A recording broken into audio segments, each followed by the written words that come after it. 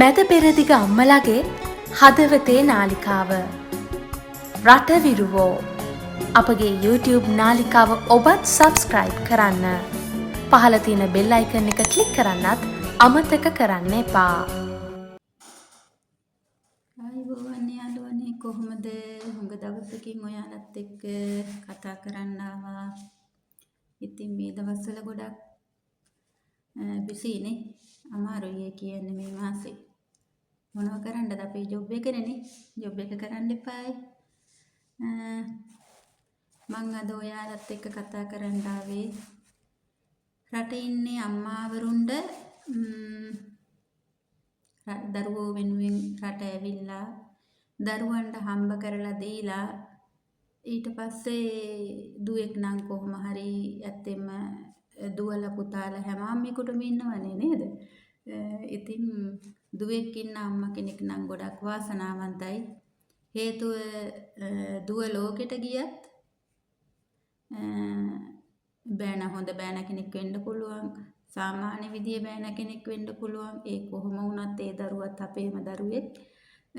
කොහොම වුණත් ඉතින් දුවෙක් කියන්නේ අම්මගේ අගේ දන්නා කියන දරුවෙක්. දුව කියන්නේ. දුවට ගොඩාක් අම්මා ගැන දැනෙනවා. ඒ නිසා දුව කොහොමත් අම්මට සලකනවා. බෑන සලකන්න එපා කිව්වත් බෑනට හොරෙන් හරි සලකන කෙනෙක් තමයි දුව කියන්නේ. පුතාලා ඊට වඩා ඇත්තෙම ගොඩක් හාස්‍යතින්ම වෙනස් පුතාලා මුලදින් ඉතින් අම්මලාට අර අම්මලා හදා වඩා ගත්තා ඒක දුක් විඳ අම්මලා දුක් විඳා කියන එක පුතාලා දන්නවා ගොඩක් දුරට ගැහැණු ළමයෙක් යාළු වෙන්න කලින් ඊට පස්සේ ගැහැණු ළමයෙක් යාළු වුණාට පස්සේ පුතාට ඇත්තෙන්ම අම්මව අමතක් වෙනවා. ඒ ගැන ගොඩාක් අම්මලා පසුතැවෙනවා. කියන්නේ අම්මලා කියන්නේ පුතාලට දුවට වඩා ආදරෙයි අම්මලා පුතාලට. ඒ කියන්නේ අම්මලාට ගොඩක් පුතාලා වටිනවා කියන තැන අම්මලා ඉන්නවා. ඒ කොහොම කරත් නෑ. අපි කොයි දරුවා හැදුවත් අවසානෙට අපි තනි වෙනවා. දෙන්න දෙමල්ලෝ දෙන්න විතරක් වෙනවා අවසානෙට දරුවෝ හදලා දරුවෝ උස්මහත් කරලා ඒගොල්ලන්ගේ ජීවිත හොයාන ගියාට පස්සේ අම්මා තාත්තා කියන අය ගොඩාක් අසරණ වෙනවා ගොඩක් තනි වෙනවා ගොඩක් දේවල් දකින්න තියෙන මැත්තෙන් අම්මලා මහපාරට ඇදලා දාලා හොඳ රස්සා කරන රජී රස්සා කරන දුවල පුතාලා අම්මලා තාත්තලා මහපාරට ඇදලා දානවා හොඳ දේපල තියෙන අම්මලා තාත්තලා දේපල ටික දරුවෝ ගත්තට පස්සේ මහලු නිවාස වලට ගිහින් දානවා මහපාරට ගිහින් දානවා ඒ වගේ දේවල් ගොඩාක් දකින්න තියෙනවා ඒ දේවල් දකිනකොට ඇත්තටම හිත කලකිරෙනවා දවසින් දවස අර දරුවන්ගෙන සමාජ දිහා බලනකොට දෙමව්පියන්ට කලකිරීමක් මිසක් සතුටක් ඇති වෙන්නේ නැහැ අම්මලා ගොඩාක් දරුවෝ හදලා දරුවෝ උස්මහත් කරලා පුතාලා විවාහ කරලා දීලා දුවලා විවාහ කරලා දීලා දෙමව්පියෝ ඇත්තෙම ගොඩක් සතුටු වෙන්නේ දරුවන්ගේ දරුවෝ දිහා බලලා ඒගොල්ලන්ගේ දියුණුව ක්‍රියාකාරීත්වය බලලා ඇත්තෙම ගොඩක් එහෙම නැති අම්මලා ඉන්නවා ඇත්තෙම අම්මලා හිතනවා දරුවෝ මේ විදිහට උසස් වෙනකොට දෙමව්පියෝ ගොඩක් පින්වන්තයි කියලා ඒ වුණාට ඒක හාස්‍යතින්ම වෙනස් අද සමාජය දිහා බලනකොට මං හිතන්නේ පුතාලට ගොඩක් දුරට ඇයි අම්මලාව තේරෙන්නේ නැත්තේ කියන එක තමයි අද සමාජයේ තියෙන ලොකුම ප්‍රශ්නේ මන් දන්නා දෙයක්. පුතාලට ගොඩක් අම්මලාව දැනෙන්නේ කියන්නේ මේ ඒගොල්ලෝ ආදරය කරන්න ගත්තට පස්සේ ඒගොල්ලෝ මේ විවාහ වුණාට පස්සේ අම්මා කියන අම්මව ගොඩක් අමතක කරනවා. අම්මගේ වචන පුංචි වෙනවා. අම්මා කියන දෙයක් ඇත්තෙන් මේ දරුවෝ අහන්නේ. එතකොට අර අම්මගේ පපුව ගොඩාක් දුරට රිදෙනවා. අරක නිකන් කළු ගලකින් තලන්නා වගේම අර දරුවන්ගේ වචනවලට ඒ අම්මගේ හිත රිදෙනවා. ඒ අම්මා ගොඩාක් අසරණ වෙනවා එතකොට. ඒ අම්මට එතකොට හිතෙන්නේ මොකද්ද? අනේ මම මහලු නිවාසයක් හොයාගෙන යන්න ඕනේ දරුවන්ට නොකියම එහෙම නැත්නම් කොහේ හරි හොඳ මෙහෙවින් වහන්සේ කෙනෙක් ඉන්නවා නම් මං ආරාමයකට ගිහිල්ලා මෙහෙමින් වහන්සේට අප උපස්ථාන කරගෙන ඉන්නවා ඒ වාගේ දේවල් අද ගොඩාක් අම්මලාට දැනෙනවා. මොකද ඒක විශේෂයෙන්ම මේ විදිහට දැනෙන්නේ දුවලා හිතනවට වැඩිය පුතාලා ගැන කලකිරිච්චාම.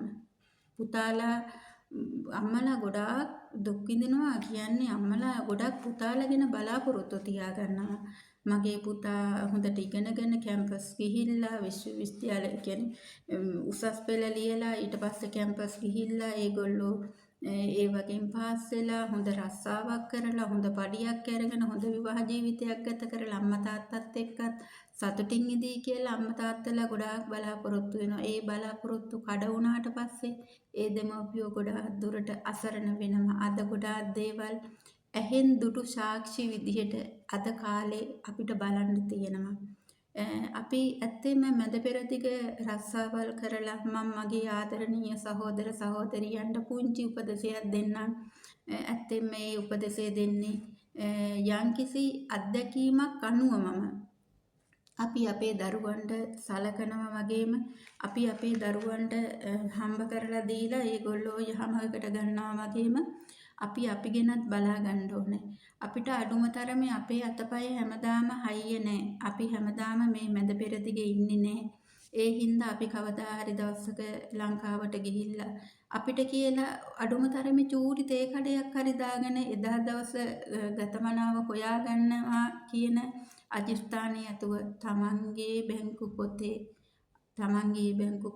අඩුම ලක්ෂ 10ක්වත් දාලා තියාගන්න. දරුවන්ව විශ්වාස කරන්න එපා. අපි දරුවන්ව හැදුවා උස්මහත් කරා. අපි දරුවන්ට සෑම දෙයක්ම කරනවා. අදටත් කරනවා. එදත් කෙරුවා. සෑම අම්මා කෙනෙක්ම මේ මෙඳ පෙරදිගේ ඉන්න ඒ උනන්ට දරුවන්ට අපිව දැනෙන්නේ. දරුවන් උස්මහත් වෙච්චාම දරුවන්ට දෙමව්පියෝ දැනෙන්නේ පුංචි විදිහට දැනෙන්නේ. දරුවන් දෙමව්පියන්ව ගණන් ගන්නේ නැහැ. අද සමාජයේ එහෙමයි.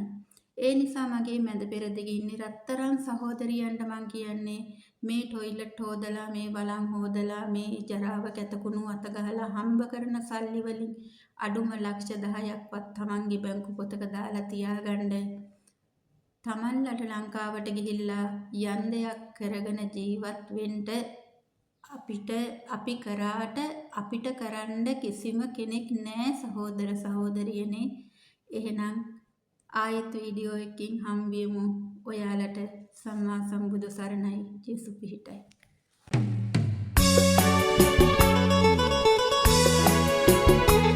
මැද පෙරදිග අම්මලාගේ හදවතේ නාලිකාව රට විරුවෝ අපගේ YouTube නාලිකාව ඔබත් subscribe කරන්න. පහළ තියෙන bell icon එක click කරන්නත් අමතක කරන්න එපා.